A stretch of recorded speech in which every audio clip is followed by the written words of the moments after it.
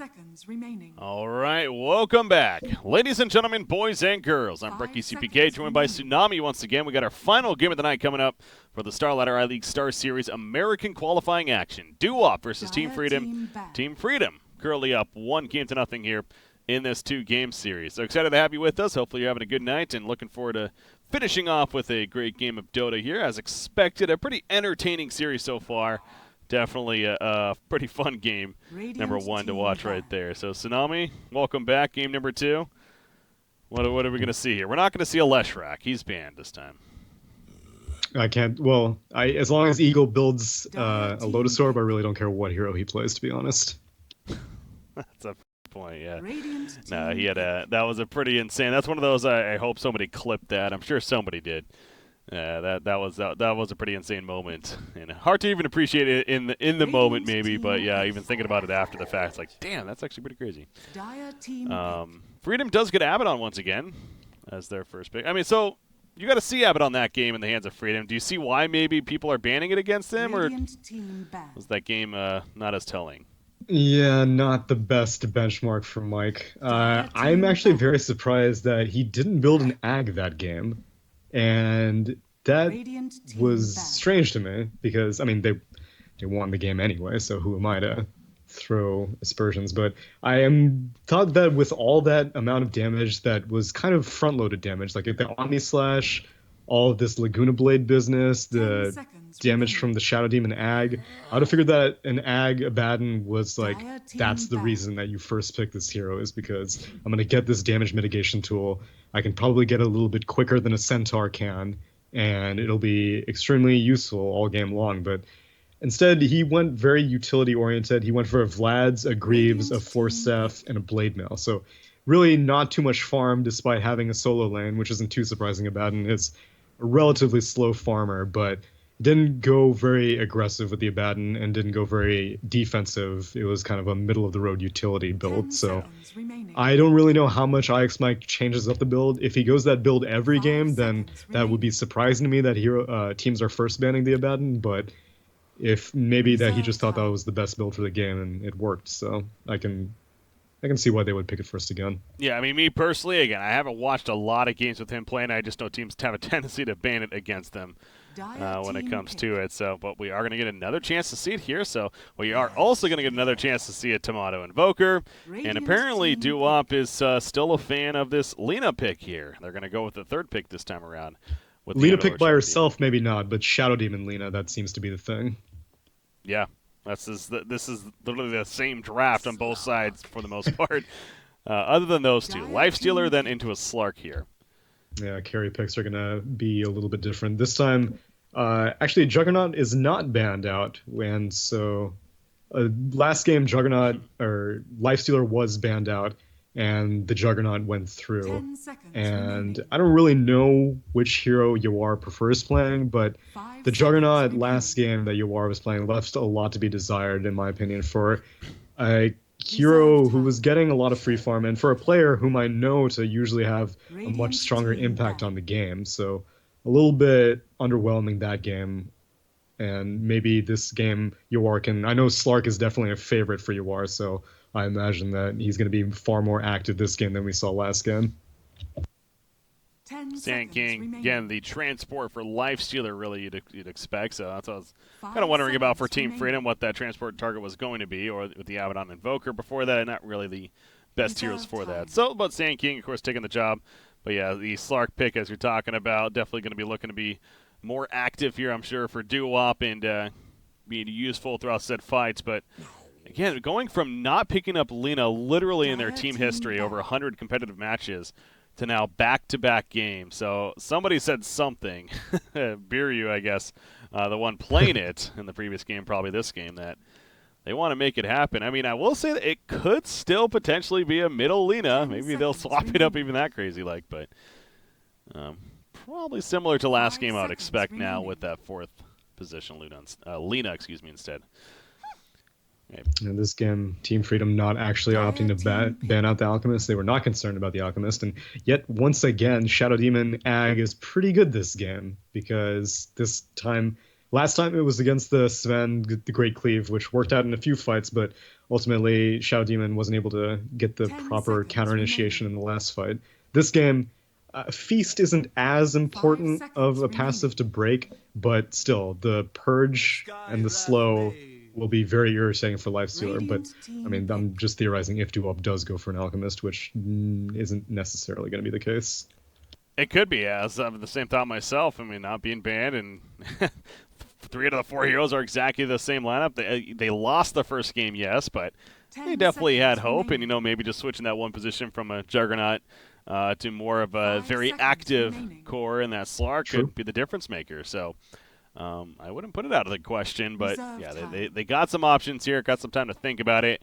They also know that now Skywrath Mage is a support hero that they're going to be going up against, and he brings, of course, that silence ability, so you have to keep that in mind, too, with this final pick. So maybe if they were thinking about something like a Storm Spirit before, maybe not as likely now, considering Skywrath Mage is on the other side, but we'll see what Doo-Wop does decide here. Is Shadow Fiend still on the board? No, he was banned. Shadow Fiend and Puck were those final 2 bans there from Freedom, so taking away some solid mid options. OD. Puck. Still on the board. Odie's still on the board, though. That one game that we saw him, who was he countering specifically? It was OD the Meepo. That's right. Yeah. Yeah, so you really only see OD if you're trying to counter out a hero like Sniper or the Meepo, I suppose. In this case, even Duop, they're not too confident in going for the Alchemist. And I can kind of see why. Alchemist is a hero that's very, very tanky, and Lifestealer loves pawing away at heroes that have very high HP. Tinker has very low HP, and that blind can be very, very useful against Lifestealer if Rage is down.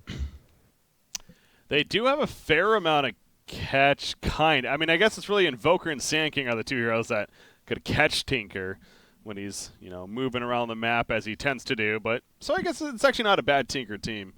Tinker matchup, I should say, the more I am looking at it here in terms of what he has to worry about. If the Lifestealer is going to be packaged in with that Sand King, then it's going to be great. The concern that I have is I don't know where Sand King's going to get his farm, because his Blink Dagger timing is very important in this game, more so than other games, because a lot of times whenever I see Lifestealer, he usually has a choice. He usually has an early to mid-game option, which is usually something like a Slardar or a Centaur, heroes that can get easily in just based off of move speed talent or move speed spells like the Sprint or the Stampede. This game, IX Mike needs to use Burrow Strike to actually get the stun on someone. He can't just use it to get in and have Lifestealer uninfest out. So we'll see how much priority Freedom puts on getting IX Mike his farm.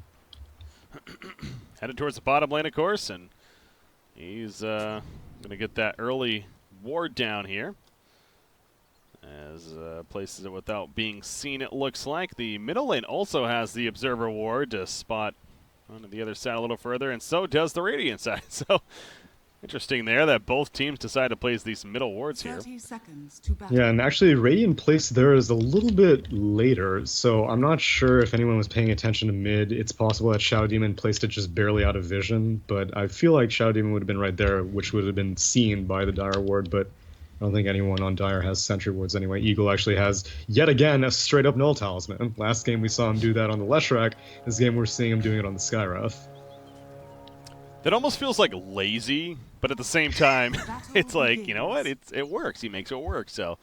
It's very self-sacrificial and very arrogant at the same time, because he has no gold, so he bought support items, and then he's just like, I don't need regen. Regen's for babies. Yeah. I'm here to annoy the hell out of Tinker with a bunch of Qs, and then who knows what I'll be up to after that. Likes his stats. Obviously, a Villa Discord could potentially be a solid item choice too, so can be a nice transformation into that, if he so chooses to, but gonna start by harassing Tinker with a lot of arcane bolts, as you would expect. So, yeah, no regen necessary. Just has even the bigger mana pool, and he's gonna Q. 747 immediately stashes another salve because he knows he's gonna have to go through this one very quickly. That's gonna be he might be in trouble. Cold snaps. Is it enough? No, it's not. Nice fairy fire at the last second, and the final auto attack not enough. And Tomato though He still wants this. And 747 gets credit for the kill. Goes down to the tower aggro. Man, he was really... I can understand why he went for it, because that one more Arcane Bolt would have finished the Tinker off. And so, went in real deep. I guess on the Constellation Prize, he is now full HP and full mana, so he can now go to the top lane and do the same thing to a Slark. I'm sure he's not as excited about that, but yes, I guess that's one positive thing to take from that, getting first blood right there. But yeah, I didn't even notice the last tower hit onto him, and all of a sudden that popped up. And sure enough, first blood in favor of Duop and 747. So talk about that early harassment, how you mentioned he queued up that extra salve. Like, okay, this is going to be a pain. And he ends up getting a first blood, actually. So that turns out pretty well, and now he doesn't have to deal with them as Skarath made his way to the top lane, trying to push out Lina here. But how about this lane? Lina Slark versus a Lifestealer Skywrath. This is not a it was typical. Lina Slark. Now it's Lina Slark Shadow Demon, and this is the combo that Duop likes to run here. BSJ, he's getting... I mean, he has Rage, though, so yeah, it's nothing to be concerned about. Yeah, too difficult to time that. He just easily presses that Q, and in that Rage, and he is more than fine. So, but if they happen to catch him without the Rage active, or another hero, of course, then yes, that combo very deadly in terms of the setup there. Oh, Skywrath barely gets the bounty rune in front of Shadow Demon. Nice snipe there. Meanwhile, Tinker will bottle up the Invis rune here in the middle lane. Invoker going to use the Shrine. How's Tinker doing now? Tinker now 12-7 against a 7-0 Invoker. This was an Invoker that had Skywrath spamming Arcane Bolts in a Tinker at the beginning of the game. Does that surprise you? It's true, but it's also this time a QW Invoker, whereas last time we saw Tomato play the Exort primary Invoker, and against a Tinker, that's a bit of a tricky kill on the top lane. Wait. Is that top lane? Yeah, that was top lane. Shadow Demon got picked off. I was going to focus on the middle lane as we're talking about that too, so unfortunately missed that action. But yeah, but it's difficult for a QW Invoker to go up against a Tinker like this. Tinker has 71 damage and Invoker has 66 damage, so it's a bit of a gap for him to close, especially when he has to deal with Laser and Rocket Harass. That's 747 here on the Tinker, definitely making use of great early farm. Meanwhile, bottom lane, what's going on down here? Mike, he's cutting the creep wave, taking advantage of that Caustic Finale.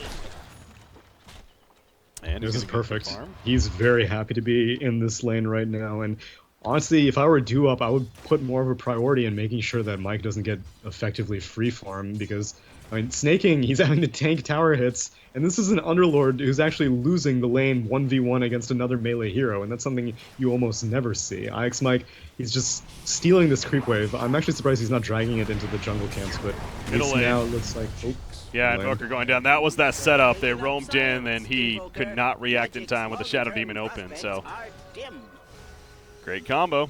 Ends up being a big kill, but yeah, as you're talking about IX Mike, he's doing a fantastic job at the bottom lane in terms of being very smart about it. He has 1,000 gold already saved up. Looks like he is going to finish the Tranquil Boots first. He finds Shadow Demon right here. He's spamming the Shrine, wants to be able to click it in time. He does. Now, again, the positive is they force him to use it at a spot where maybe they didn't want to. Sand King needs to be able to get away, though, for this to be definitely worth it. Rocket coming out. The barrel strike was a little too early there. And he dies. Yeah, I don't actually know if Burrow Strike disjoints the rocket, so he may have been dead regardless, seeing as how he had no points in Sandstorm, but yeah, nice timing on this haste rune. And now, after an Invoke kill and a Sand King who I was just now praising, Tinker is having a really nice lane right now. Yeah, 747, just like last game on the Alchemist, is looking to try to take early control for his team and set some great momentum, but IX Mike on the Sand King, comes back to the bottom lane and continues farming as if nothing even happened. He's got the Tranquil Boots, he's got the infused Raindrop on him now. Top lane, Snaking should be able to pour it out in time, just take some good pressure while he's launching that TP out. But Skywrath is setting up down here, does have the Ancient Seal as well, so the Shadow Demon's waiting here, though. They want him to go on Slark. Yeah, they know something's up. I don't know if they've seen the Skywrath mage or not. I mean, they currently don't, but they're hunting. Oh, now they see him. They put him under. This should be a dead Skywrath, possibly. IX Mike, though, is not able to disrupt the stun from Lina. Out comes the nuke as well from the Dragon Slave, and actually will get the kill, but it comes at a cost for her own life as the epicenter was used. And now Slark needs to be able to get on out of here. Dark Pact trying to save him. Biryu here, though, on Shadow Demon. Another Burrow Strike? No, he doesn't have enough mana, actually. Wants to dive this, though, putting in some more auto attacks. And yes, it is going to be enough for the double kill. Oh, for no, the Ice creeps. Mike. TP, yeah. Taken aggro by Abaddon right there. So back and forth at the bottom lane. 2 for 1, though, in favor of Freedom. 2 for 1, but they don't get the Slark. They only got the supports, but still, it's better than nothing. Only had to rotate and Abaddon down and make Yawar waste some time. He actually migrated down to this bot lane after snaking when this Underlord was like, man, I don't want to have to deal with this Sand King. Someone else do it. And so the entire top lane migrated down bot, and it seems like Team Freedom's going to return the favor. Skywrath is in the vicinity as well as IX Mike. I don't know if Biryu, oh, now he spots out everything with that ward. Yeah, got a Burrow Strike in. The concussive shot comes out. The Arcane Bolt. On top of the silence. Another auto attack should do it. There we go. The auto attack from Sand King actually secures it. And Yara here on Slark, he knows he's in a bit of trouble too. He'll pounce out before he gets caught. But yeah, Slark has not necessarily been able to have a free farm down here 100%. As clearly is finding some issues as that roam is taking place middle lane. Another EMP going off. Going to catch 747 there, burn some of the mana. But does seem like Tinker slight edge, but yeah, Invoker has definitely climbed back a bit himself.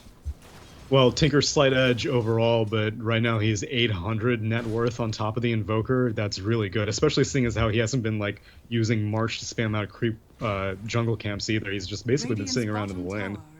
And now there's a really nice wraparound going on this Invoker. I don't think Tomato suspects a thing. Nope. And why should he? Because they were smoked up. There's the catch. Soul Catcher comes out. LSA lands, and the laser from Tinker to finish the job. Sand King, Burrow Strike ready to go, but could not get there in time, of course, and instead will have to just cry at his teammate's death. But his teammates at the bottom lane, Abaddon and Skywrath, are going to continue to push it in, as finally we do see a TP, though, from Slark, and another one coming in as well. Slark, he's got that pounce. He's going to land it on the Skywrath right here. Can Abaddon save the day? They're going for a turn, actually, onto Yara on that Slark. He'll manage to barely live, but a lot of return damage, maybe unexpected. But the disruption onto Skywrath, and the chase is on from Underlord. Man. Back here, though, who's that cleaning up? That, of course, be Sand King. He does pick off Slark. He needs to get out of it. No Sandstorm on him. 3 seconds on that Burrow Strike. Takes the LSA initially, but Skywrath still nearby. Tinker, excuse me, comes in with those bots that he now has, but is not able to really do enough. And Invoker still wants a kill, though, but not going to happen. Now he takes a laser to the face. So can Invoker make this escape here?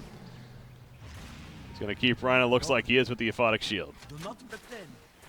Someone on Freedom should have definitely died, especially if your Slark just got killed. It was actually a bit, I don't really know if Biryu should have gone for that disruption on the Skywrath at the beginning of the gank, because I'm pretty sure that this Skywrath was dead within the Firestorm, but then there was a little bit of downtime inside of the disruption, and immediately Jubei used Mist Coil and Aphotic Shield on the Skywrath, and Skywrath with his extremely high passive move speed of 325 just zoomed on out, and then after that, Sand King was just, like you said, in the backlines, spotted out this really low Slark that just wanted to leave the fight after basically starting the fight, and Duop getting the really worst end of that fight big time.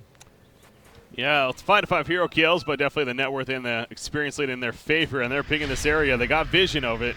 Nice Sentry Ward put down, so they know the ward's there now, but are unable to counter it currently.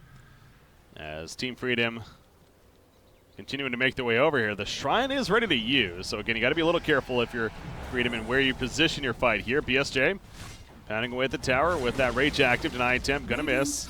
Radiant Scan comes out, so see them over here. Skywrath actually in an awkward spot. Can they chase him down? Rocket gonna be used. He throws the silence on a Tinker. And yep, he's gonna be getting epicentered. Oh, wow, yeah, already used. Not enough damage for the kill, but should be enough in the end. Elsa hits, but Invoker's here. One auto attack should do it. There you go. Eventually chase him down. But yeah, Sand King with that Blink Dagger now, so pretty damn good timing on the Blink Dagger of IX Mike.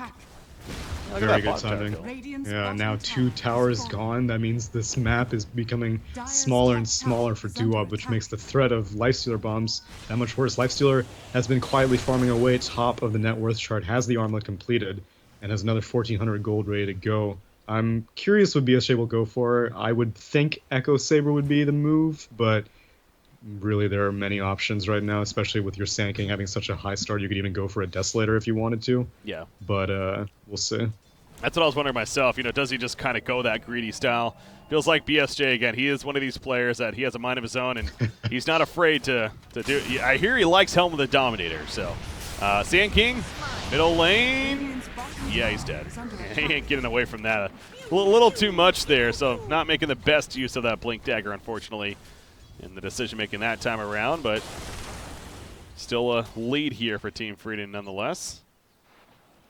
It does look like Skywrath, by the way, is getting that Veil. So, yeah, he's going to turn the first Null Talisman, gets a second one, and eventually going to finish a full-on Villa Discord here. But, I mean, Lifestealer after that armlet, they obviously got Sand King with the Blink Dagger. You'd figure Team Freedom is maybe going to try to use that here in the near future. They have not made a play yet with it.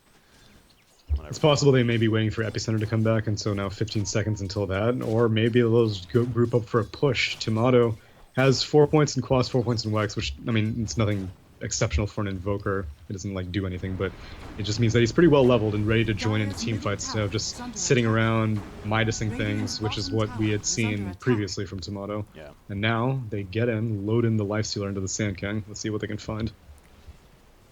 Top lane, Abaddon pushing it out. Abaddon's farm, you know, you look at his items currently, not the prettiest, but think, okay, yeah, he's going to have a Soul Ring finished here as well as the Ring of Basilisk sitting in that inventory, or the stash even, so he's actually got quite a bit stashed up. And, yeah, going to be finishing things here. Okay, actually going to get the Tranquil Boots. And there we go with the Soul Ring, so. Oh, what was that? That was Viryu dying at the bottom lane down here. That was Lifestealer finding him, it looks like, and they did have Sand King, so yeah, they did use the Infest Bomb. Just happened not to catch it. At least Epicenter is still off cooldown, didn't have to waste it on a Shadow Demon kill. And it looks like BSJ is going to be going for a Maelstrom first item on this Lifestealer, which I can kind of see the value. You can burn through the illusions that Shadow Demon will create, and I guess maybe get some lucky bounces on a Tinker, so that if Tinker's hanging around in the fight, he can't easily blink out. But yeah, they're so far ahead right now that they can really go for whatever they want. Middle lane, they're trying to catch Tomato here. They do initially with the Pit of Malice. In comes the Disruption. And there's a follow-up. Soul Catcher applied, and the Laguna Blade to secure the kill onto him. So that's a big kill in favor of Duop. Again, Tomato's Invoker has been very effective the first game and so far into this one. Keeping him in check here. Really big kill, actually, because he was super close to finishing that Hand of Midas. He was basically like 200 gold away, and now he's it's 14 minutes in, and he hasn't even used the Midas for the first time yet. So it sucks, especially because Slark also manages to complete his Midas just now, and Slark did not have very good lands. So at least Duop have their own slightly behind core, and so does Team Freedom. You know, this is kind of. Is this the same Slark? I think it might be. There was a game earlier in this group stages where there was a Slark player that went Hand of Midas into Yasha, if I'm not mistaken. And I'm wondering if he's going to do that same thing, which, again, it sounds odd. It doesn't sound like it's the greatest. In that game, it just didn't go too well for them. So I wonder if that's what he's going to do here. Shadow Dance, by the way, going off as he took a lot of return damage unexpectedly due to the Mystic Flare, and they do turn onto the Luna with the Sand King, a Lifestealer combo again with the Infest Bomb. And now you see Slark up here. He does not have a TP. He's kind of playing the game of all right. How do I escape here now? Okay, he does have a TP. What am I saying? He did have one. He did. He just didn't have the mana, and so now we're gonna get some emergency mana after baiting his Lina into a death. That magic amp from the Skywrath Silence. Most people focus on just the silence itself, but this game, with all this burst damage between the Burrow Strike, the release of the Infest, that initial jump onto a target is a ton of magic burst that even I don't think an Underlord would be able to stand up to it, which is why Underlord is going to be going for a pipe right now. Yeah, no doubt will be a solid item to be picking up here, but you talked about Lifestealer, and the Maelstrom has been finished. And yeah, I mean, he currently has queued up a full-on Mjolnir here as well. Yeah, which going into a March and Firestorm, it's pretty good.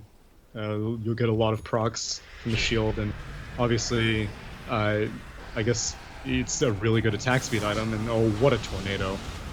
Connects right on top of the Burrow Strike. He is put under, though, by Shadow Demon. He's going to keep Underlord alive. They do lose a tower. Tomato the last hit, but in comes Tinker. Unable to do enough, however.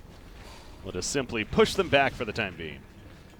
Mentioned, though, Invoker, he did just finally get the Hand of Midas, use the first charge. Of course, the Ags is queued up. And going to be coming out again next in line for him. But that's surprising. I guess Tomato just likes Ag second item, because I thought it was because he went for, I guess, the passive QE style Invoker that we saw last game, that he didn't want to have to participate in team fights until he got that Ag. And like I was saying last game, it's kind of difficult to stay relevant as an Invoker in the mid game before you complete that Ag. Like, he's going to have the point booster now, but he's still 3k gold away from completing anything. And I mean, he would like to defend for this fight. Maybe he's not necessary because you are.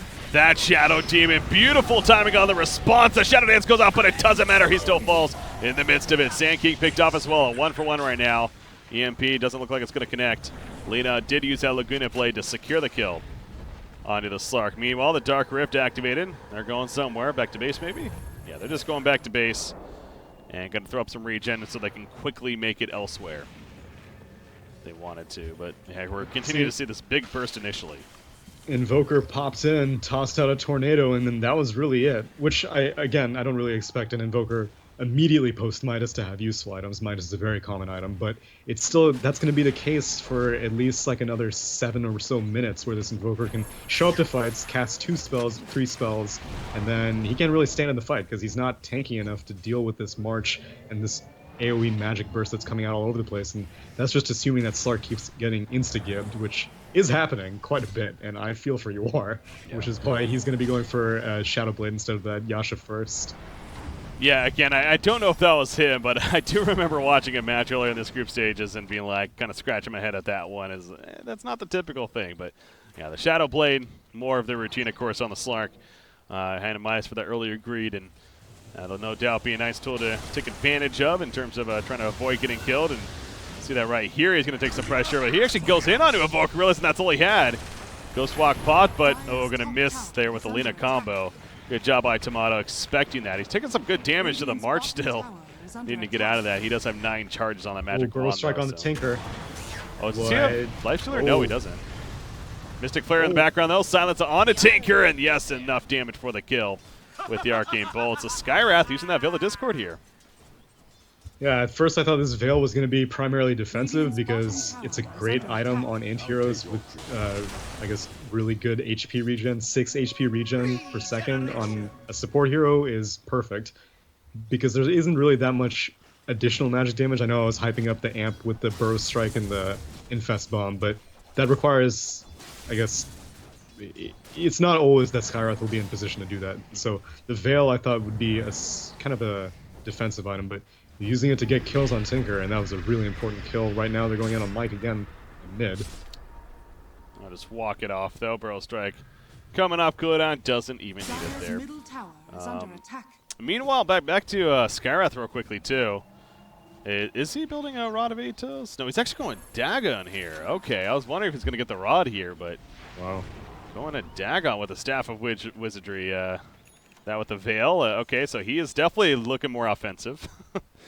Yeah, so let's see. Veil boosts up magic damage by 25%, and then his Ancient Seal, which is now maxed, boosts it up by 45%, which is overall like a 70% increase on magic damage. That is painful. It does sound pretty damn strong, so that'll be fun to watch from our perspective at least, not so much for Doo-Wop, in terms of whichever target he happens to catch, but yeah, just being able to burn down that Slark quickly. Okay, it looks like a team disconnect here. Restarting the Trouter. Restarting that Trouter. Damn Trouters. All right, so going to throw the restart out and get that fixed and good to go. So once again, guys, want to thank you for tuning in tonight. We got our final game of the night here, Team Freedom versus Doo-Wop. I'm Breaky CPK, joined by Tsunami here as my co-caster. And final game of the night, and then tomorrow there's only one series that's taking place, but it just so happens to be a pretty important series once again. I'm personally not going to be casting it, but I definitely will be watching it, that's for sure. Complexity going to be playing Team NP. If Team NP wins one game in that series, even just one game, let alone 2-0, they're going to be going to Shanghai. They're going to be representing the America region in the main event of the Starladder iLeague Star Series. However, if Complexity pulls off the upset of sorts and they go 2-0, then it will be Digital Chaos going to the main event. So again, Complexity themselves aren't necessarily playing for anything more than just being spoiler, but again, knowing them, they're definitely going to take it seriously. They're facing a team in Team NP that they have had a very rough time against in their history, so you know that they would like to actually play spoilers, I'm sure, and get a victory. But yeah, DC, they're going to be, if you're a DC fan and DC themselves, I'm sure they're going to be Complexity fans tomorrow in this event here. So that'll be fun. I'm looking forward to watching that there. Should be a good series. Hope Complexity at least wins the first game, and then it turns out to be like a 90-minute back and forth Naga Siren versus Animage battle. Will they even play, if Complexity does drop game 1, do they play the rest of the series or not? I mean, they'll, just like this match, I'm sure they'll play it out, but yeah, at that point it wouldn't matter. They're just marching Complexity to their death pretty much. Yeah. Apparently restart on that router, so hopefully not much longer though. Well, we are good to go. So, and again, actually, so I heard it from earlier, by the way. Now, we already knew Team Liquid was going out of Europe, but I heard, and I'm confirming right now, yes, it looks like, so Team Secret is going to be the second team going out of the European region. Because no matter what, there are a couple matches tomorrow as well for the European region. However, nothing can change the results. So, it will be Liquid and Secret coming from the European region. That's fun to see. Secret, I'm a big fan of them, especially Keizu, a former Han player, and I've followed him for a long time, so looking forward to seeing their success continue. And then Liquid, a great team with somewhat of a newer roster, but I know a large fan base too, so looking forward to that. And then TNC's coming out of the Southeast Asian region. Know that as well. There you go. There's your Starladder iLeague Star Series event recap. Oh, there's the Chinese region. Well, who came out of there? China was VGJ, I want to say. Yeah, VGJ and IG Vitality.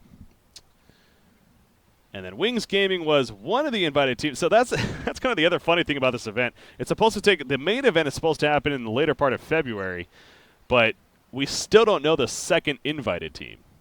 Wings Gaming was announced like a month or so ago.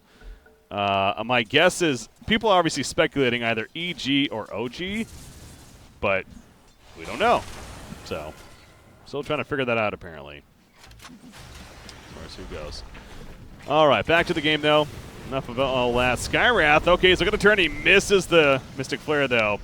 And is that going to be the difference maker for 747 to get away? It absolutely is. And now Skywrath, he's in trouble. TP almost happened actually. That was a hell of an attempt.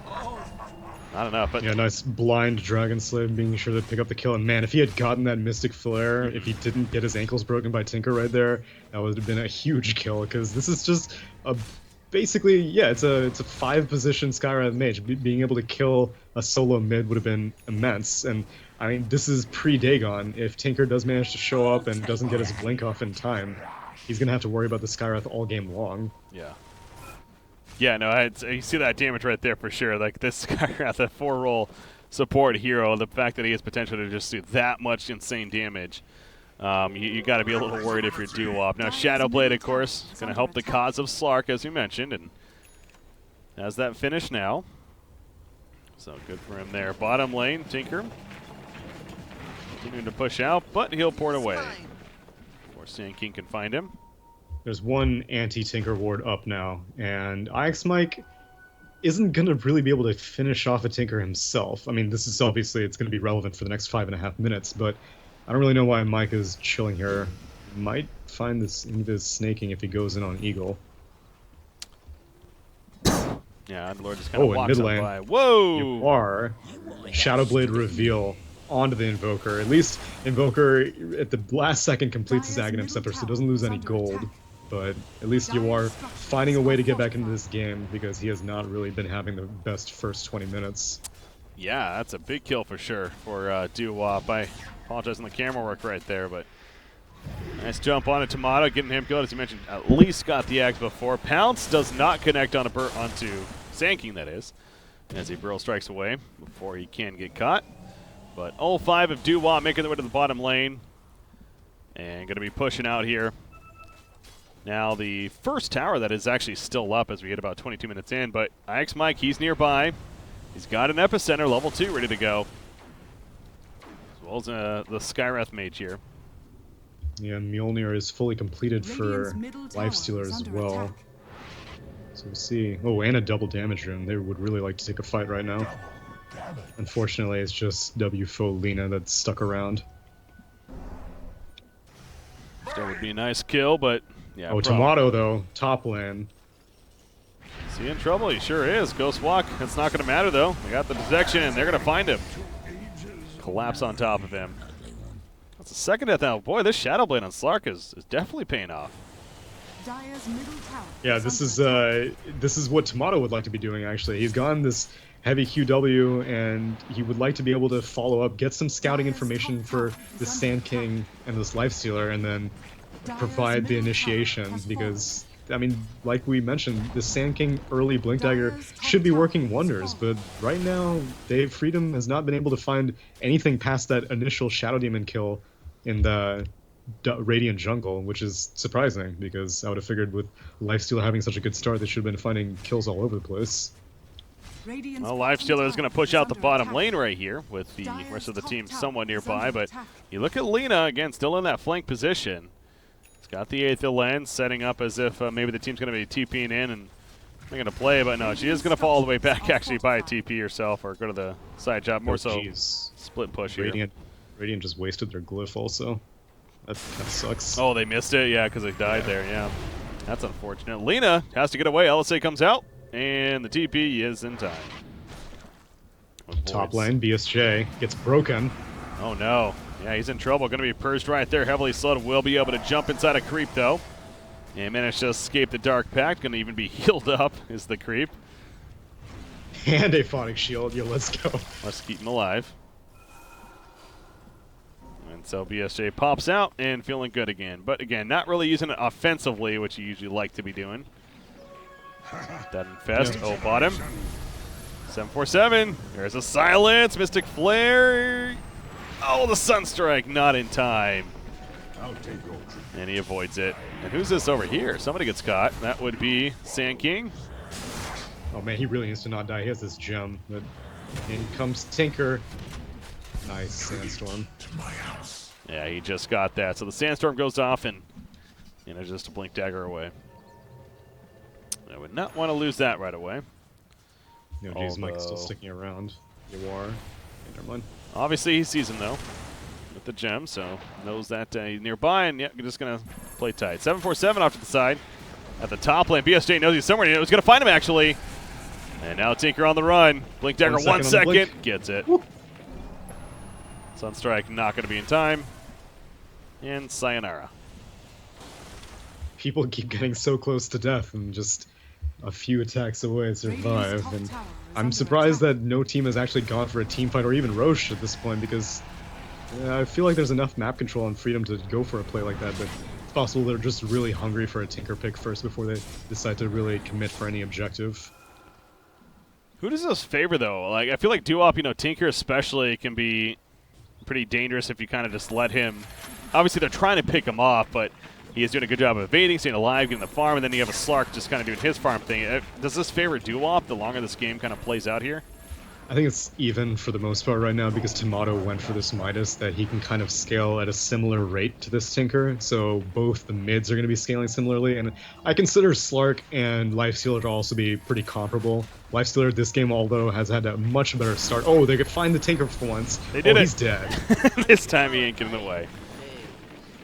That was a really good get because they didn't have the anti-Tinker ward this far out, so there really isn't that much territory that a Tinker can blink to if he goes in this area, so yeah, you kind of don't have very many choices, but the fact that Sand King and Skyreth were both there, really nice awareness. And now this is what I was saying, they can get a Tinker pick and then they can finally commit for an objective. I love how BSJ is just this kind of player of I just do my thing, man. Freaking Mjolnir into a Radiance here on Lifestealer. Talk about a pretty unique build, but oh, top lane. Slark gets found out. He has no mana for anything. Oh. Throw strike misses though, but the cold snap's happening.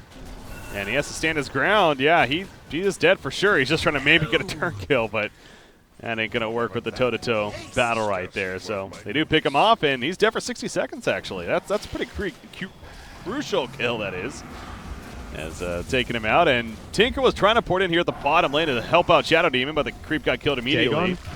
And they jump in with the Fs, get that kill. He does have Dagon using it right there as well. The Mystic Flare catching Tinker a little bit. Going to scare him off, if anything.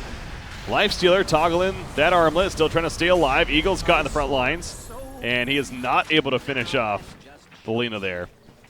Invoker has Sunstrike. I hope he goes for it. You gonna go for it? Nope. No. Man. Not gonna happen. Tomato's unable to do it, or chose not to. Whatever the case. But yeah, this Lifestealer, Radiant's finished. All right. I gotta figure this is, now you're feeling pretty good about maybe taking a fight S5 perhaps if you're Team Freedom. Yeah, I'm feeling pretty good about this Veil pickup as well from Skywrath. They originally said that there's not that much magic damage that's going to be coming out from the rest of his team. Oh, wow, I'm just not Did he actually get it? With any of this. Yeah. Well, he got the Lina right there. Yeah. And Lifestealer nearby to join them as well. He's going to push it out. Alacrity applied. Do some damage to the tower. Pops the Rage. Going to get it. And then he TPs away before they have a turn on him. So, well played there. I wonder if Slark is going to try to prioritize that. Look, I mean, he's getting match style now, but of course that Basher could come into play. And actually, speaking of Slark, they jump him up here. Again, the Shadow Dance goes off, though. Sunstrike doesn't hit. Yeah, you're right. No silence used, actually. Finally, he's right here, and he gets the turn kill with that Dagon. Oh, man. There's your silence. He does die, but he killed Slark, so I think he's fine. Yeah, I'll take that shred. I'm guessing that he held on to the silence because he thought that Slark probably hit the Q as soon as he saw the Sand King and didn't want it to get instantly purged off. But, I mean, he gets the kill in the end, so well played by Eagle. That's actually a very fair point. Yeah, if anything, waiting for the Dark Pact to be used first and then throwing up that silence. So perhaps that was the plan all along. And, hey, he gets the kill, so excellent play indeed. Actually playing pretty well this series. Going to have the crazy Lotus Orb that first game on the Leshrac, and pretty solid move right there. As Lifestealer, he's even going to get bots now, and he currently has queued up. So he's been getting pretty heavily kited by this Demonic Purge. Like, he was, at least on 2 occasions, he met Biryu just with each other hanging out, and he just couldn't kill him because Demonic Purge is way too good of a slow. Ix Mike going for the Burrow Strike.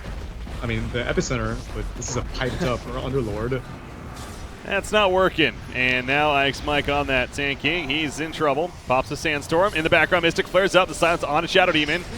Sand King has to sit inside that Sandstorm, though. They pick off the Skywrath Mage, and he's sitting inside here with the March. The Sunstrike way is going to miss, it sounds like. And Tomato going to blink on out before he gets caught. Now you see Sand King realizing it's time to get out. Has a TP. Going to try to use it right here. And he'll be space good. creation. BSJ and Jubei in the mid lane take the final tier 2, which means that Shrines are next, and that means Roche will probably come soon after. Yeah, Roche is up, so ready to go. And they want to, but as you mentioned, there's a Shrine.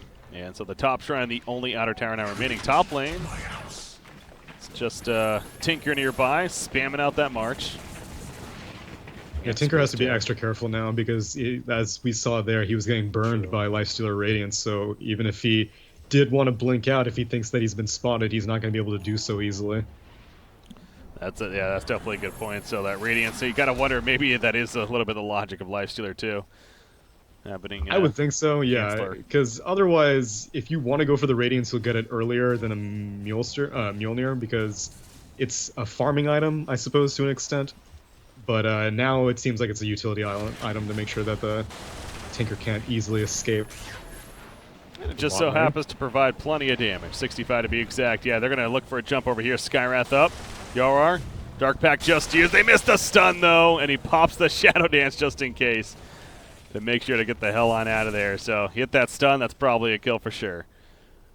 Yeah, onto the meanwhile, Sark. bot lane, Invoker was dueling with Snaking, but Max Atrophy Aura and a Glimmer Cape plus Pipe. Dude has 59% magic resist right now. He's Wow. not taking anything. Yeah, and then you throw the Glimmer Cape use. Yeah, there's no way that you're killing him as a solo Invoker. But St. Olo pushing it out. There's the Yasha now on Sark. Oh, yeah, that's right. He's going to the Manta earlier. So going to finish that very soon, actually. Just has enough gold now for that ultimate orb. As, who's this pink? That would be Skyrath over here. Dagon level 1 still. Actually building a Shadow Blade next, so wants a bit of mobility. Gonna try to get away right here, but he's found the Scythe used by 747. That's a new toy of his. And they will secure the kill on the Skyrath. So catching off guard with that new Scythe pickup from Tinker. Very important pickup. I'm glad that he managed to complete it this early on, because in these next few fights, especially now that Aegis is about to be claimed by Freedom, it's going to be very important to make sure that this Lifestealer stays kited. And you can do it a little bit with Pit of Malice, you can do it a little bit with Demonic Purge, but you're going to need every single part of it to make sure that this Lifestealer can't close the gap on the high priority targets like the Slark and the Tinker. Yeah, BSJ here in Lifestealer. He's 4-0-2 in this game. So obviously he hasn't died yet, but hell, look at Abaddon even. 0-0-3. Really have not been too active this game. Again, overall, 15 hero kills. Not the craziest amount, as open wounds activated on a Tinker. And the chase is on from Lifestealer. Takes the Scythe, though. The Bro Strike stun in, but the Glimmer Cape comes out. Is it enough to save? Yes, it is. A Sunstrike helps secure the kill. BSJ actually got credit for the kill. Meanwhile, Slark standing his ground. Shadow Dance popped, and he'll live. Lifestealer does go down in the Aegis. Gonna bring it right back out. Tinker is staying dead, though, by the way. No buyback for a good 50 seconds or so. He's going back in. Link is applied to him. And now you got that Mjolnir going off as well, but dropping about half life, so need to be careful. It doesn't have the Infest. Doesn't want to go too YOLO. You'd figure without Tinker that they could be able to break this, but it's proven to be a little more difficult than maybe they hoped. Yeah, especially because Slark is having to play so passively. This gem on IX Mike makes initiation a really tricky affair for the Slark, which is why he's staying on the outskirts of the fight. He really wants to go in, but as soon as he shows his face, he's going to get like every single spell thrown at him. All right, well, that's going to be that. So hell of a hold there by Duop, really, considering they lost their Tinker right off the bat. You talk about their best counter pusher.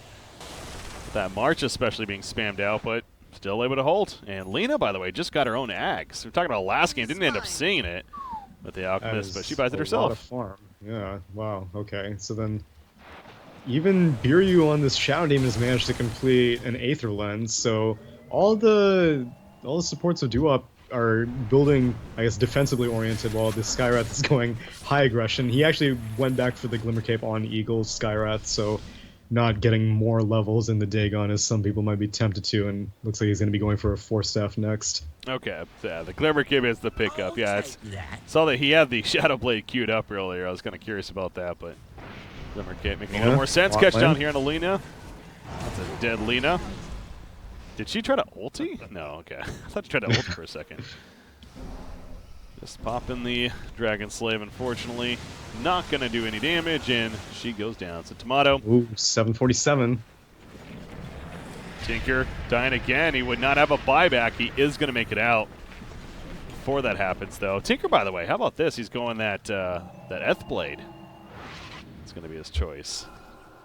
More disarm for the Lifestealer, and obviously if he can manage to combine it with a laser, that's a lot of burst damage. And even though Lena's Laguna Blade won't benefit from it anymore now it's pure, Lena's other spells may benefit, but she's going to be dead for another 7 seconds while they try to hold this. And they're going to constantly see the Lincolns being applied to Lifestealer from the Invoker as they're pushing. AC just delivered, so that's definitely a key item in terms of trying to push out a base right here. Ooh, there is a ward there, but IX Mike actually blinked. He blinked on it, and then he just Burrow Striked away. Had the gem on him, but did not want to stick around for long, so we'll keep the ward up, but falling back, picking up Invis, though. Ooh, they're looking to turn back in. Or not. I guess they just don't see them. I hope they don't go on the bot lane. Well, over here, the catch on the Skywrath Mage. Lena catches her first. Laguna Blade comes out. Glimmer Kit going to be popped. But there we go. The Sentry put down, Disruption under, and Slark will finish the job. So you do see Sand King. They're porting in. Coming in. This is late, though. This is so late. And oh! Okay, That's an illusion right there, unfortunately. It will pop out. They do jump on a Slark. Pops a Shadow Dance, though. And he has plenty of support nearby. Does doo-wop, actually. So YRR on the Slark, pouncing away, waiting for that support to come in. Shadow Demon, he went a little bit too close. He's going to go down. Hex in the background, actually, activated on Tinker. But now trying to do the big damage, and they do end up taking out Sand King in behind. BSJ trying to survive, no ages or anything like that, gets the 1 kill. Going for the second one now, onto the Underlord, gets it, actually. And so Slark and Underlord dying. Tinker gets picked off. How about Tomato throughout all that, especially? Managing to keep doing work.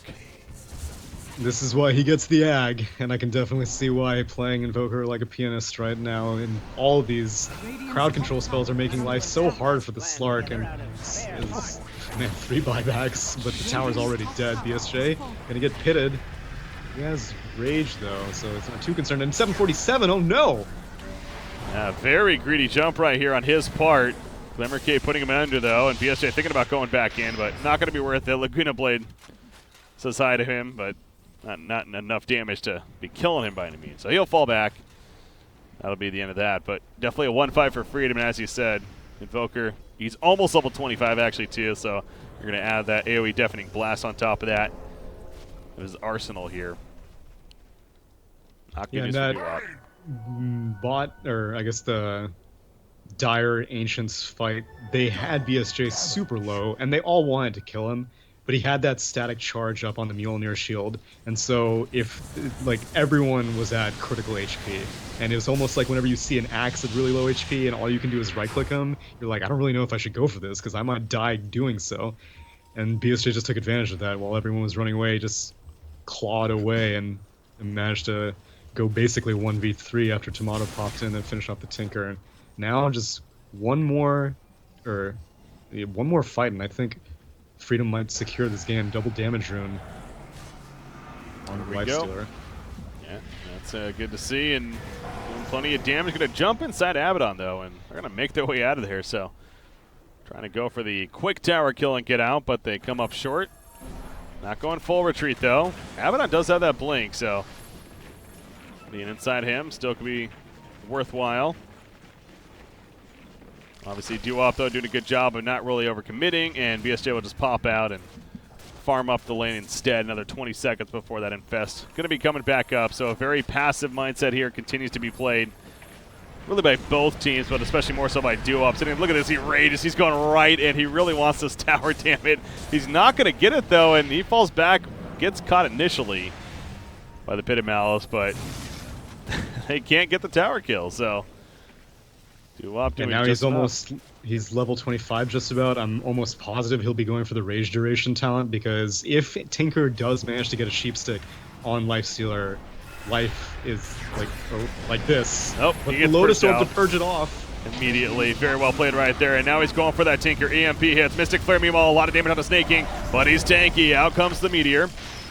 The back Laguna Blade on Ike, Smike there in the back on the Sand King, but he'll survive. Pyro time on Abaddon. Can he get it off in time? Yes, he can. He uses it at the last second, and he'll right back up. Nobody dead throughout this so far. Just a lot of back and forth. The tower goes down, and Freedom yet again going to reset. So it's just back and he's still not 25 actually. Granted, Invoker is in. Oh, look at this. Invoker actually went the Tornado cooldown. Minus 15 seconds. So with an Octarine, that's a 10-second or 11-second cooldown on Tornado? Yeah. That's awesome. I'll take 11.25. Is that maybe to catch the Tinker, you think? What's the deal? Yeah, I would imagine for the Tinker. I mean, there's so much potential that, like, Invoker doesn't want to have to get too heavily into these fights to get an AoE Deafening Blast off. And so even if he does manage to get it, really the only disarming worthy target is Slark, and he can just purge it off. Now he finds Yuvar farming, goes for a Tornado, we'll have it again in 10 seconds if this fight continues, but he's going to leave. Yeah, just used right there, and going to be coming off cooldown right now. So, yeah, it's pretty crazy. I mean, again, we usually see the AoE Deafening Blast, but like I said, I've seen it in one game before. Now, in that game, I do remember it was more of like a counter-push strategy, if anything, as they were actually kind of behind, and so he got it for that purpose of pushing out with the tornado constantly, and they ended up winning the game, if I'm not mistaken. Whoever that was. Anyways, it was fun to watch. Yeah, now another game here we got on the list of Tomato picking it up. Oh, Eagle might find Tinker here. I don't really know. He doesn't have the vision. Oh, he blinks right into him! Oh, no. Fiddlesticks, indeed, Tinker. Oh, no, and that's 75 seconds, no buyback. And, yeah, what are they going to do now? Because they have to capitalize off of this some way, somehow.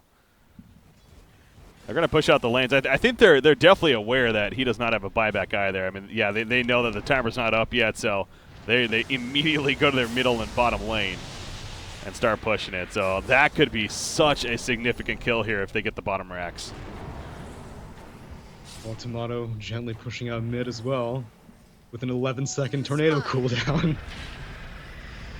There we go, just throwing those out like they're free. Essentially almost are. Sunstrike gonna miss right there. They do stun it onto Underlord. Again, it's kind of an interesting target choice. The counter stun, though, from Lina in the background. Meanwhile, gets the kill on a Sand King, but has to fall back shortly after. Shadow Dance popped by Slark in the midst of it, doing plenty of damage to Abaddon, who does not have the borrowed time anymore, and they will pick him off. So that's 2 dead. They did lose Underlord during that, though, and he's dead for about 100 seconds. No buyback. Tomato, another tornado through. Sunstrike, it's going to land. Lina's dead, and she does have a buyback. Will she use it, though? Maybe, actually. Try to help defend this Rax at the very least. Not going to use it. Okay, there's a fortification. Want to stick in Alacrity applied to Lifestealer. Not comfortable enough. He has an Abyssal Blade, by the way, in his backpack. Does Lifestealer. I feel like, yeah, okay, he's going to give off the gem, and then there we go. Yeah, no, he had backpacked it because the gem was lying around, and Slark and Lifestealer were both eyeing it, and they were like, I don't want to pick it up, you pick it up. And like Slark was just sitting there waiting, because if any one of them commits, the rest of the team could just jump on the target. But BSJ goes for it. And, I mean, it's 2 for 2 heroes, and they get a tier 3 tower out of it.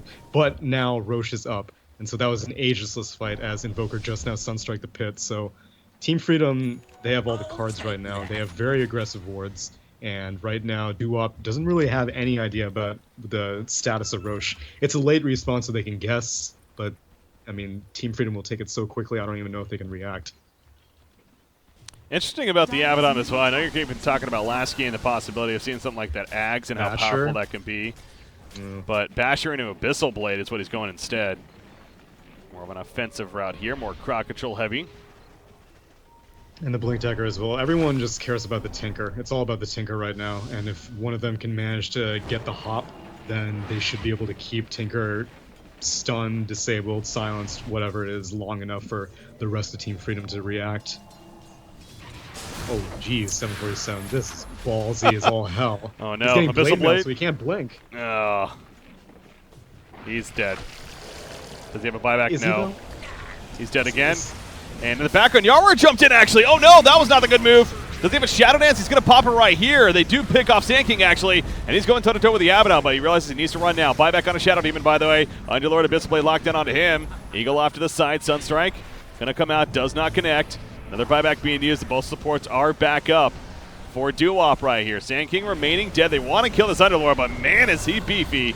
He's going to pop the Shivas, go for the turn, and actually they do kill Skywrath Mage in the background. So Doo-Wop managing to make some plays right here. Slark, even though he got low initially, popped the BKB, the Shadow Dance, and he made it out. Now he's ready to go, full life, nearly full mana. There we go, the Deafening Blast pushing it backwards. Life's still sitting on him now, but he pops a Mana Style. With the open wounds on him, he'll start getting away. Another tornado, though, throwing him up in the air. That Sunstrike's going to miss. And Yara will just pounce away very defensively. These racks are still up, though. They just cannot get any damage on the racks. And Freedom, again, they may ultimately have to start falling back here because Tinker's up in 15 seconds. Another tornado spamming through again, but Yara, he's feeling comfortable. It does have a Shadow Dance. Gonna leap away. The Ice Path hits. Meteor comes out, but the Shadow Dance popped. And now Invoker's locked down. Is Invoker in trouble right here? They're going to chase him down. The Shadow Demon puts him under. This could be a dead Invoker. And Tomato, another tornado yet again. Deafening Blast, pushback right there with the refresher as well. The lockdown though with the Basher. Yara though going with BSJ. Who's going to die first? It's going to be BSJ. Another tornado comes out.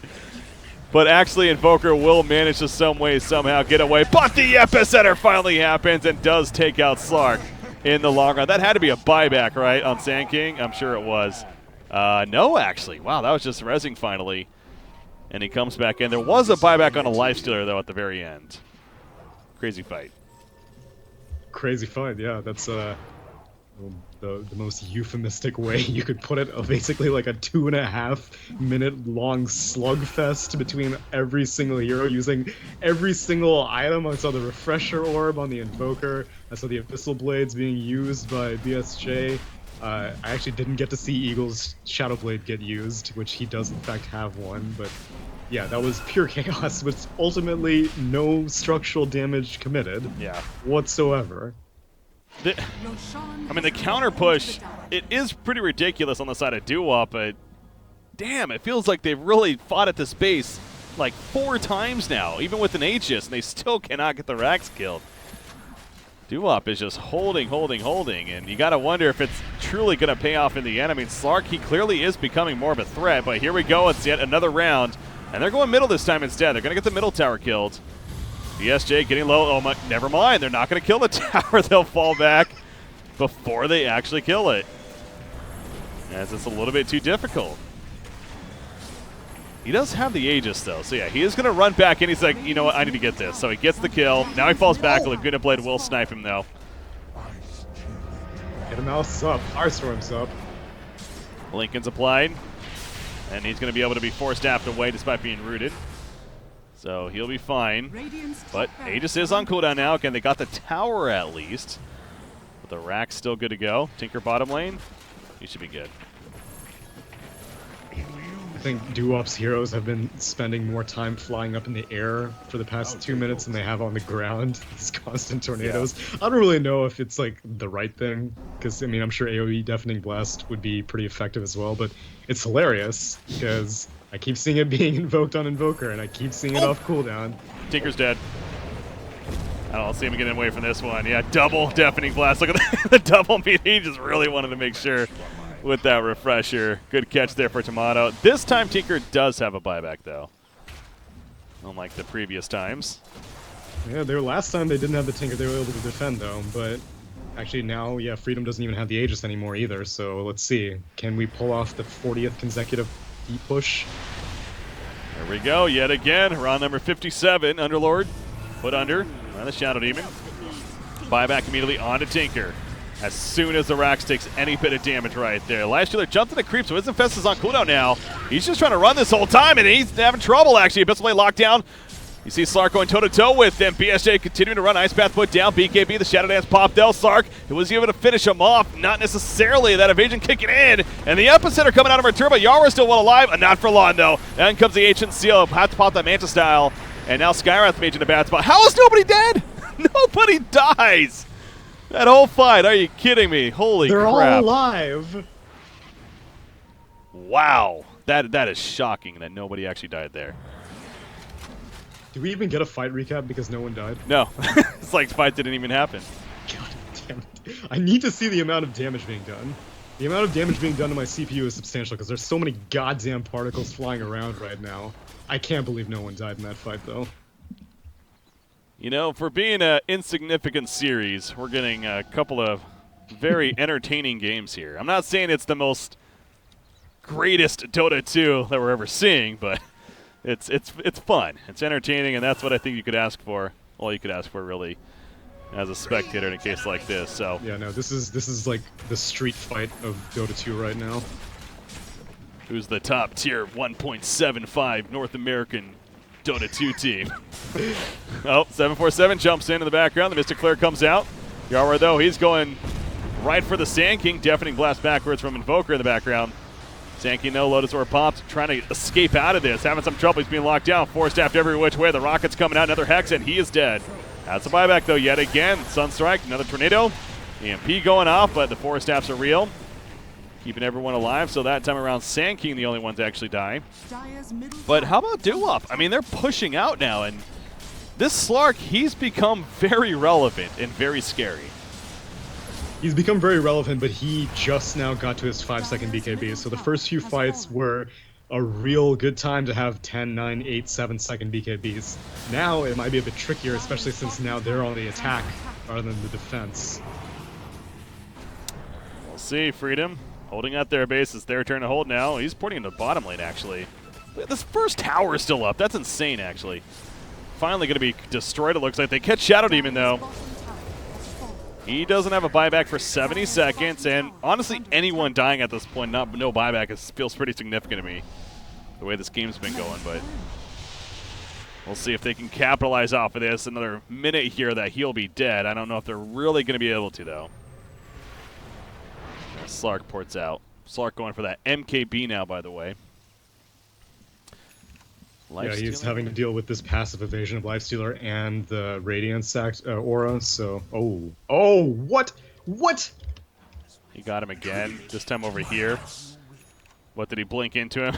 I didn't actually see, unfortunately. E-God. He kills him so quickly, too. The Blade, the Dagon. I'm sure he just melted immediately, so we'll go with that. No buyback.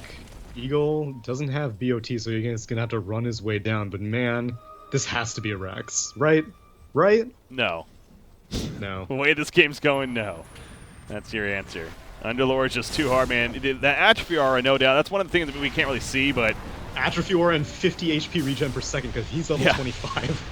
Oh, that's true. Yeah, he got that talent there, so... BSJ running in. He's going to be stunned, though, by Yarr. Tinker not up for 45 seconds. Shadow Demon is, though. Lotus Orb popped onto BSJ. As I think that might have been Lina being put under right there to save her. He wants this Rax kill, but it's just he just doesn't do enough individual damage, and BSJ's in trouble, actually. Being heavily locked down. In comes the Barrel Strikes down, but the BKB onto Yarr popped right there. Going after this Lifestealer. Really trying to finish the job, but they just can't kill him either. He just is too damn tanky in the end, so... Look, the Rax took like 100 damage that whole fight. 100 freaking damage. Another tornado. Here we go. Jumping in yet again. Round number 124. Underlord pops the Shivas. Glimmer K put under. IX Mike jumps in, but he's low himself. Double deafening glass coming out. It looks like the silence in the background. Onto Underlord. They will finally kill him. Buyback immediately. And now Tinker's up in 1 second. They have fortification yet again, and they're going to save it. Tomato does pick up a kill. Onto Lina actually in the background. Sunstrike, it looks like. And now BSJ really wants it. They finally get it. The Rax is destroyed. GG, well played. Game's over. No, not actually. But it feels like it could be with the way this game's been going. Jeez. That's like a climbing Mount Everest right there. And they're still hanging around. Reset. God, just look how safe they're playing. This is insane. Duop. I mean, you can't blame Duop because they have to. This is what they have to do to win. But, man, it is boring to watch when it comes to them just sitting in their base. Oh, man. Right now, Team Freedom, like, just constantly, like Sisyphus, trying to constantly push that boulder up the hill, and it just never works. At least they finally get the melee Rex. Part of me wonders that, like, why didn't they just go for the range Rex if they knew it was going to take this long? They just kept chipping it away and getting, like, no damage done. It would regen back up. I felt like there was a treant in this game for a second, the way that Duop has just managed to hold on to all their structures. If it took that long to take one tier or one melee Rex, I don't even want to imagine what it's going to take for these next two lanes. This is a 90-minute game in the making at least. At this rate, 55 minutes in right now, so it feels like we're just getting started with finally the Rex kill. Do we have any other fresh 25s to look at here? Let's see. Oh, that's true, yeah. We've talked about Underlord. Slark went for 3-second Pounce Leash. Oh, okay. So I can definitely see why Lifestealer is getting very irritated by that. True. Lifestealer, as we said, went for the Rage duration. Abaddon, what has he gone for? Went for 200 aphotic shield HP. So, I would have figured that. Okay. That's what I would have thought as well. Especially seeing as how Abaddon is a strength hero himself. He's built these right-click items. Yeah, I'd have thought strength would have been the play, but alright, whatever. Invoker, as we said, went for Tornado cooldown reduction. And now, Skyreth is going to be next on deck, and he gets multiple ancient... Or, no, oh, wait. Oh, no, never mind. That's his Ag. Yeah, he can get 14 mana regen or 4-second ancient seal cooldown. Both of which are pretty good. Yeah, I was looking at that one. I haven't been necessarily noticing his mana pool in these fights, so obviously if he feels like he's maybe having... I mean, there's a lot of sustain going on. So if he feels like these fights are lasting forever, which they kind of are, and he's running out of mana, mid-fight, then yeah, I think the 14 mana regen for sure, but... Yeah, I think he's a bit shy about using his ult because his ult is 800 mana, which is basically like half of his pool, so we'll see. Might not even hit level 25. Actually, what am I saying? This game's still going to go on for another 40 minutes. He's going to, yes. Anyways, here we go. The jump onto Yara, pops the Shadow Dance though immediately. Abyssal Blades on each other, actually going to stand toe-to-toe with one another, but he gets healed up, and they burst down Sand King in the background. BSJ, though, going after the Underlord. Meanwhile, he's taking the auto attacks from Stark in the background, adding up those charges, and BSJ will fall 120 seconds. He does have a buyback, though, so this time it's actually Doo-Wop holding off Team Freedom bigger. They're getting kills, and they make an Invoker as well. What happened to Slark all of a sudden? It feels like he's just five-shotting people. Invoker will barely live, but down goes Abaddon. And he's going to stay dead, actually. Skywrath Mage, similar story. Earthblade ain't going to save him.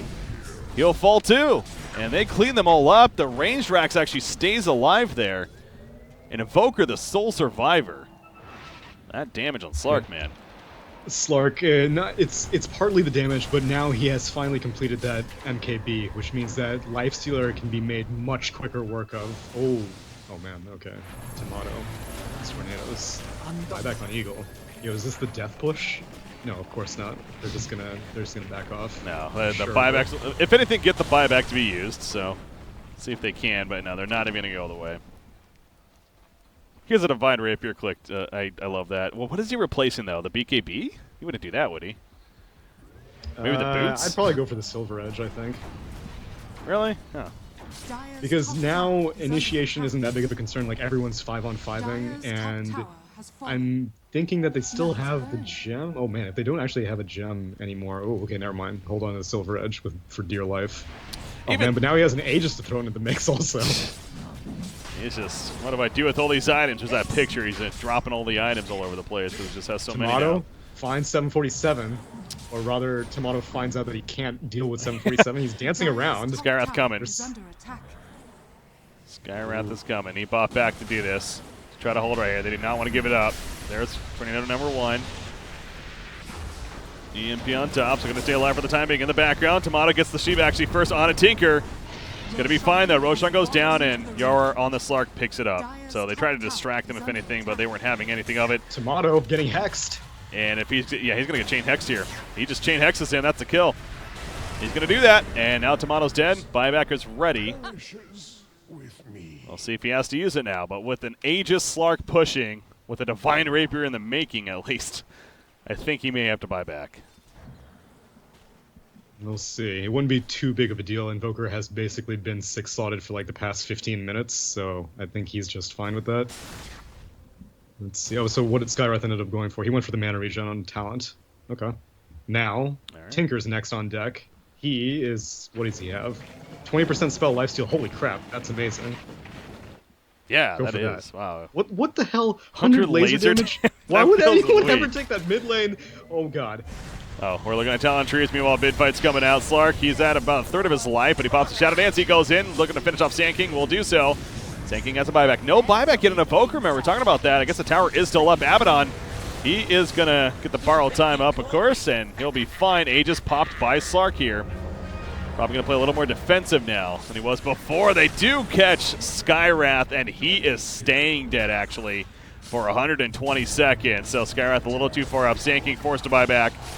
BSJ on the Lifestealer doing what he can and standing in the front lines. Going at it with Snake King, but of course just really trying to push him out. Remember, they have a Dark Rift if need be. Tower's going to fall. Yeah, Invoker choosing not to buy back here. If they lose a Rax. It's okay if you lose a Rax. True. Well, actually, Yara's taking plenty of damage. Can he get away? Yes, he can. Manages to escape, actually put under by Shadow Demon. The BKB pounced away using everything now. Shadow Dance in 1 second. Invoker is up. He is going to be healed to full. Is that Slark, by the way. Meanwhile, the Hex in the background. Actually, Lifestealer getting really low. Lifestealer's dead. Will he buy back immediately? Not just yet. There we go. He does buy back. Invoker, again, he still has the buyback, remember. He didn't use it right there. He just simply resurrected. Lena, meanwhile, pushed forward. She's going to die. Now the sheep in the background onto Underlord. Scythe right there, but Slark is still hanging about. He wants to go for the Lifesteal. The Abyssal Blade popped, and there goes the Rage, though. Again, toe-to-toe. Who's going to win this battle? Abyssal Blade counter onto Slark, but Shadow Demon again puts him under, so let's reset that fight once again. Slark jumping back in, going for the Abaddon. Another borrowed time. It's insane how long it takes these racks to actually die, but it looks like the melee racks is finally going to be falling soon. Unless Slark, he gets caught up right here. There we go. Melee racks goes down, but now Slark, he's very low. Shadow Demon has another put under, but pops a Shadow Dance. Will survive the Sunstrike. That might have hit actually, but he stays alive. In the background, they do finally kill Snake King, and now Biryu here on Shadow Demon also going to go down. Another buyback on Underlord. And look at this bottom lane, that's why. The creeps were doing work down here during all that. Shout out to creeps being able to get a Rax quicker than a team of 5 can. You know, whatever. No big deal. Everyone is level 25 except for the Lina now, so what did Tinker go for? What? He went for the laser damage? Are you kidding me? Are we missing something? I mean, with the Ags, sure, but I guess. Tomado's not missing Slark right now. Oh no, pops a BKB, and now Tomato regretting this immediately! No. Immediately regret my decision. Divine Rapier, Rex, Invoker, just learning this. And he's dead for 90. Again, he didn't buy back last time though, so. I'll take that. Still has that. Look at Lifestar. Now he's actually building into a an Orchid here. I mean, we're just seeing these mind games coming out, just like building. Like, could you argue that maybe he should actually think about getting a Divine Rapier himself? I'm baffled that he hasn't gotten a Moon Shard yet. How has that True. not happened like 20 minutes ago? But I don't know. Nothing makes sense anymore. Yeah, Slark has 7,500 gold. He could also just get that Moon Shard and eat one if he wanted to. So. Yep, which is what he does. Did he? Okay, there you go. So now 3,500. He does have enough for the buyback, I'm pretty sure. We have a walking courier in the mid lane. What's on it? Nothing. Huh. Oh, I see. Oh, I see. On your mission, Courier. Okay. Bit of Malice. BSJ on the Lifestealer again. I said this before. He's locked down, but he's going to be fine. Infest jumps. Silence in the background by Skywrath Mage onto Tinker, it looked like, but he runs back. Underlord caught. Throwing up in the air. Pops a Guardian Greaves, trying to run this whole time. Oh, E-Blade defensively. Nah, that's going to keep him alive against his auto attack, so very smart play right there. And he's going to keep walking away, but actually Lifestealer does chase him down, but again, Shadow Demon now saves him. Meanwhile, up here, Sarko, he almost going to come with the Sunstrike, but he's going to fall, actually, and the Divine Rapiers now on the ground. Who's going to pick it up? Somebody needs to just drop something. I think Sand King actually... Oh, Abaddon got it. Okay. Let's go, Jubei. He does have a Basher to go with as well. All right, well... Strength, though. That would have really rounded it out. That's now a Divine Rapier down, and now it's Team Freedom's turn to actually push back in. Oh boy, indeed. Yeah, the only logic I can make with the laser damage is that it's with the AoE. Yeah, that discussion. No, but he doesn't have an axe. You're right. Yeah, he doesn't have an axe anymore, so... Yeah, that feels I don't so understand weird. it. Huh. Yeah, that over 20% lifesteal. That seems odd, but maybe we're missing something. I don't know. So, let's see. I didn't talk about Shadow Demon yet. Went for... What? Why would you go for the Shadow Poison? Am I high? Do I not know how to play this game or something? He has... okay, he doesn't have an ag, granted. But still, plus 400 damage? That makes your... It's 800 damage nuke? What? But Shadow Poison. But Shadow Poison. You can cast... I mean, okay, to be fair, the benefit of the Shadow Poison is the counter push aspect. Granted, do they really need more counter push? I don't think they necessarily do, so maybe that's what he was thinking with it, and just the ability to just apply... And these fights are lasting a long time, so maybe it's that logic that with all the sustain, I'm going to apply a lot of poison and do damage that way, I guess, but... Yeah, we're seeing some level 25s that normally we don't get to talk about, but because of this game, we do, and... oh yeah, speaking of which, the other one, Sand King, also went for 50 HP regen. It's yeah. Sand King and Underlord dueling with these obscene amounts of HP That's regen. True. That is true. Yeah, there's people actually bring it up, which is...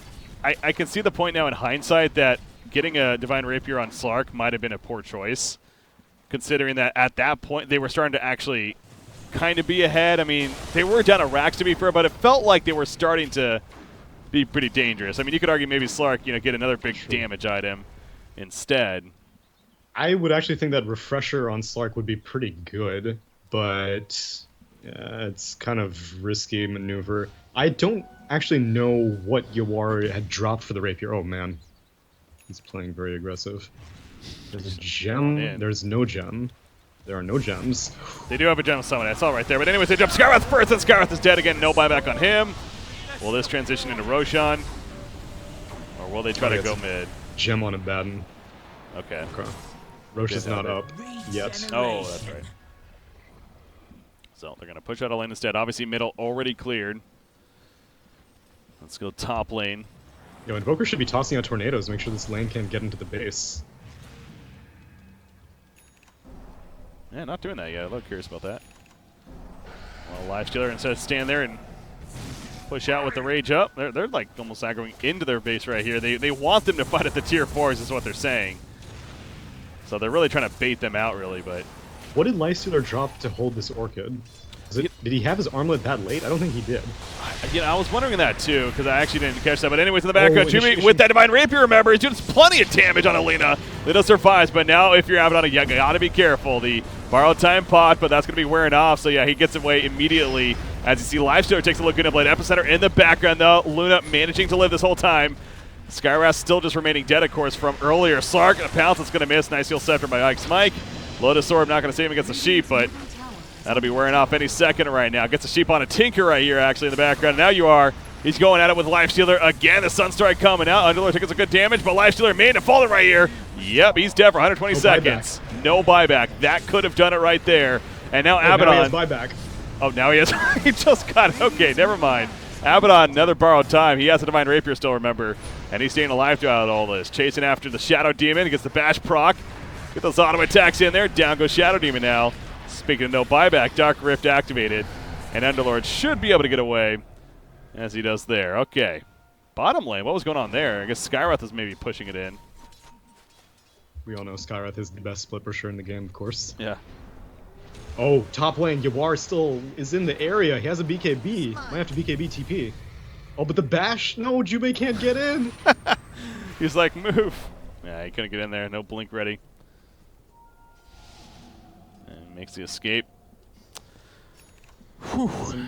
Some real Dota being played here, I must say. Yep. Certainly is. 70-minute match approaching here.